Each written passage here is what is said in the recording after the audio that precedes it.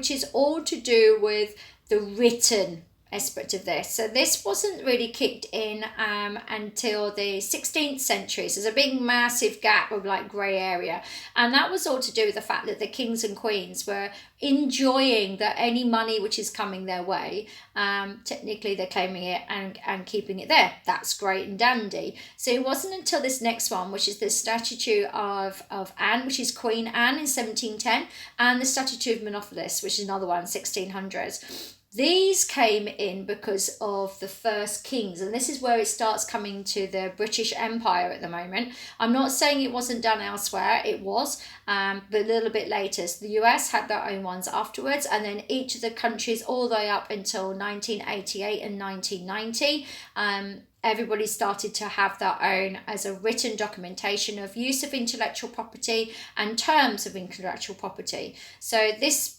next one, the next big one that people always seem to mention is the Acts and Legislation in 1623, and also the Statute of Anne in 1710. So this one of the Statute of Monopolis, I'm just reading across my notes, so if I glance, that's what it's for. This one is restricting the monarch's ability to take monopoly grants. Yeah, and much money was being taken over from others then on this one.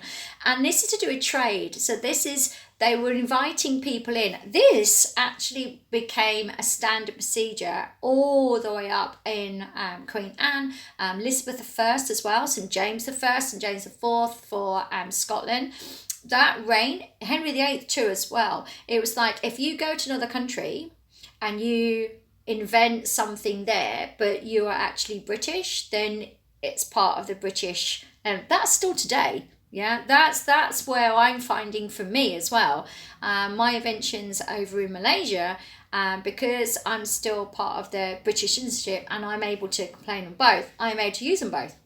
So that's not changed, which is nuts, because that's 1710. Okay, but the reasons for it was to be able to showcase new inventions in the country or things that they can claim. The first two, which I was like, really? Salt, yeah, and starch, yeah.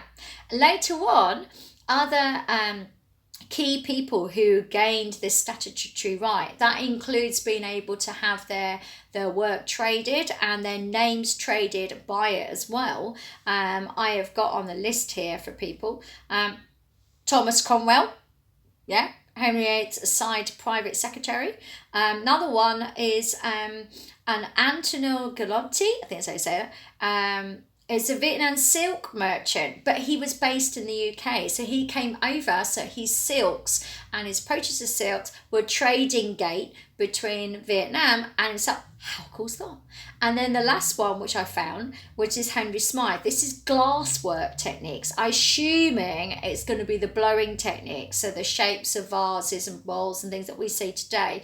That again was a trading point from Europe, which is amazing. So this is the types of, but they're all arts. That type of approach was coming in next. But that was down to the kings. So King Edward II was the person who was like, wait a minute, we should be acknowledging. Why? Because like what's been happening now, where it's not just trade, but it's like a bit like extension of citizenship. That was another area that they were allowing for intellectual property and intellectual design to come from a named person. Because before, no. And even now, it's seen as a bit of a, yeah, but really cool to know. Really cool to know.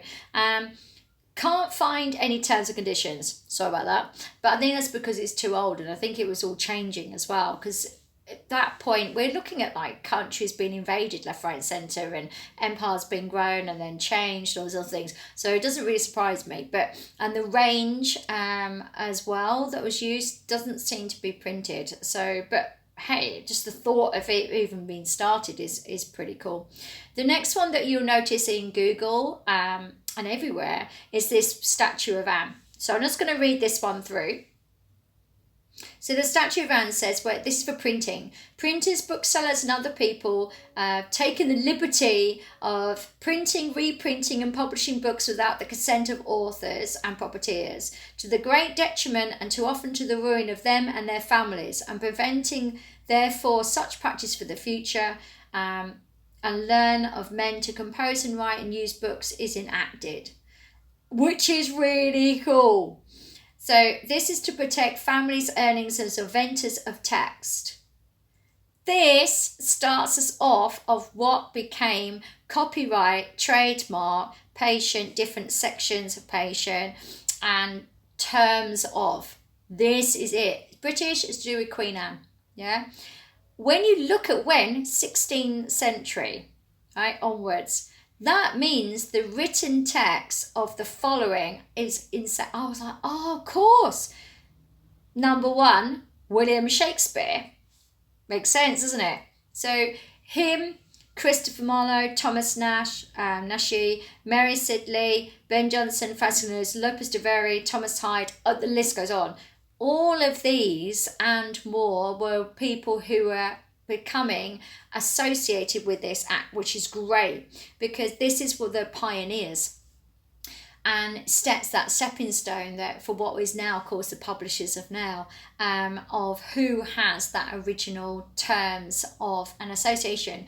And I love the bit that has been written because the detriment of families and earnings, that one, even now, the only differences of between then and now is because we have, of course, screenshot issues and internet and people copying and like, oh, it's all right, we'll just download.